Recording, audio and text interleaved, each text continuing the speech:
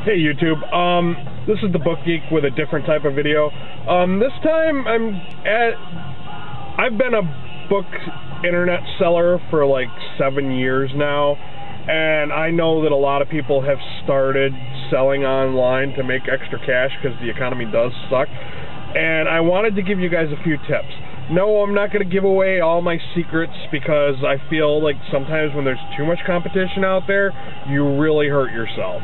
But these are just a few quick tips, things that you can do to improve and make a little extra money for yourself. So that way, because honestly, when I first started out and selling stuff online, I really hurt myself and I lost out. I think I was really in the red, where I was practically mailing things out for free and not really getting much back in return. Here's a bunch of packages I'm going to mail as I'm making this video. Okay, one thing to remember when it comes to shipping stuff out, whatever platform you're using, whether it be eBay, Amazon, Etsy, remember fees. So factor this into your price, because you have to you're going to have to pay these people to utilize their website. And even if you have your own website, I'm sure you're paying like an overhead. You're paying some kind of money to use that website every month. So make sure you factor in your fees, because if you say you only made a quarter or 50 cents or $1 on something you sold, and then you had to pay like that much in fees, you didn't make any money. Now when it comes to packing supplies, try to be as cheap as you possibly can, but not so cheap that your buyer is going to be turned off when they pick the package up out of their mailbox. Like you can I buy those brown envelopes I just showed you. I buy those at my dollar store, and I get like 5 or 6 of them for $1.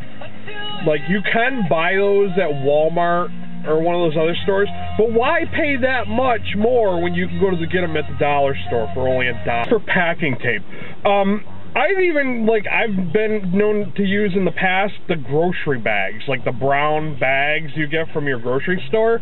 Those work well too. If you've got the extra time and you're really good at packaging up stuff, like if you're good at wrapping presents, like that kind of stuff, then go ahead, use brown bags. They work just as well. They're just as sturdy, if not sturdier, as the manufactured envelopes.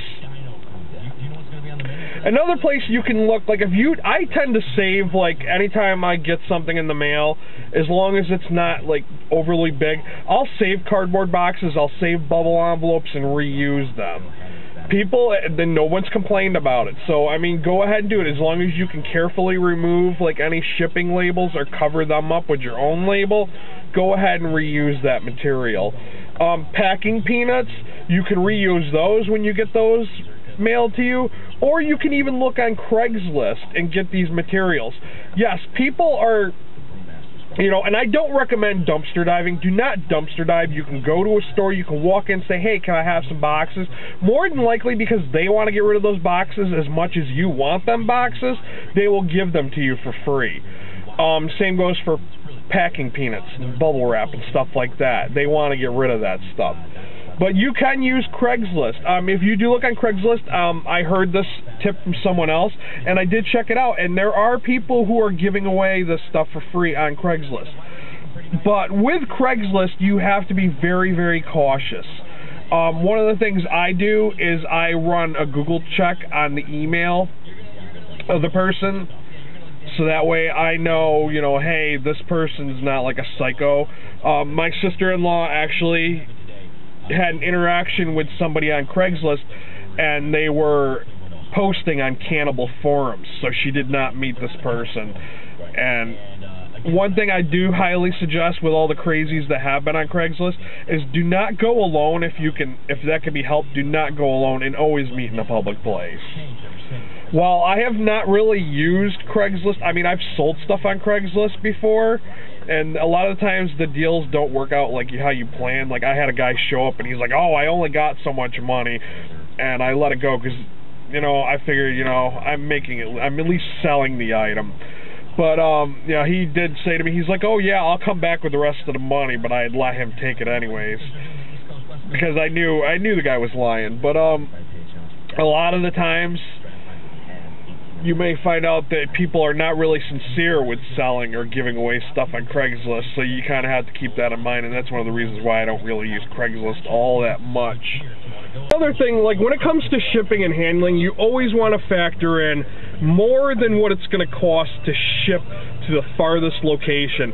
Now, I stopped shipping internationally, but if you do want to ship internationally, I recommend using FedEx or UPS because they do have a worldwide tracking system. And yes, it is a lot more expensive, but if your buyer is really, really adamant and really wants that product, they will be willing to pay for that shipping service because it's guaranteed to reach them. I've just had too many cases where I've had people rip me off or they said they never got it. And then you're out all that money. You know, you shipped it overseas and then it takes forever to get to them, and why go through the headache of that?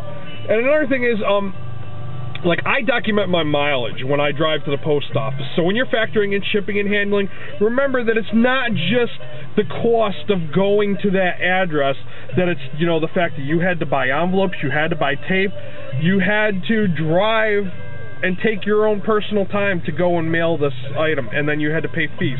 So remember to factor all that stuff in. Even if you're just a buyer and you just happen to stumble across this video, remember, you know, even if you're just buying from a small seller, that they have to go through all these steps to get the product to you. They had to pay for the product to begin with, they have to make some money, and they had to buy all this stuff to ship it to you, and they have to pay fees. So don't think just because, hey, I bought this from Amazon or I bought this from eBay. Remember, the big box stores and the big corporations you buy from, they always charge a lot of shipping and handling. And you know, you and I both know, it did not cost that much to ship it to you. But they have to pay somebody to pack that item for you. So why should a small seller not be paid to pack your package? Especially if you want your package to be packed properly and nicely and good, you're going to want to pay that extra shipping and handling.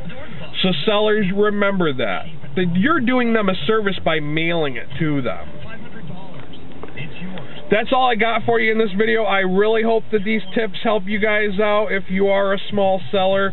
Like I said, I've mailed packages out in the past, and I didn't do the right on the shipping and handling.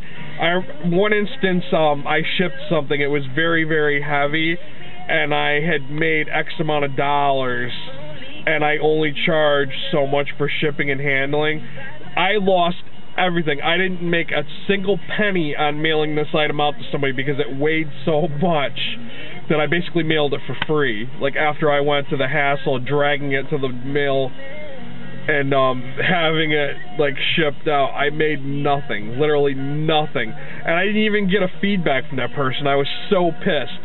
And it was like, I think they would have known if they would have seen what I paid for shipping and handling. They should have known I didn't make a single penny on that. And they didn't even leave me a feedback. So don't be afraid to charge so much for shipping and handling. You earned it by doing someone a service, by selling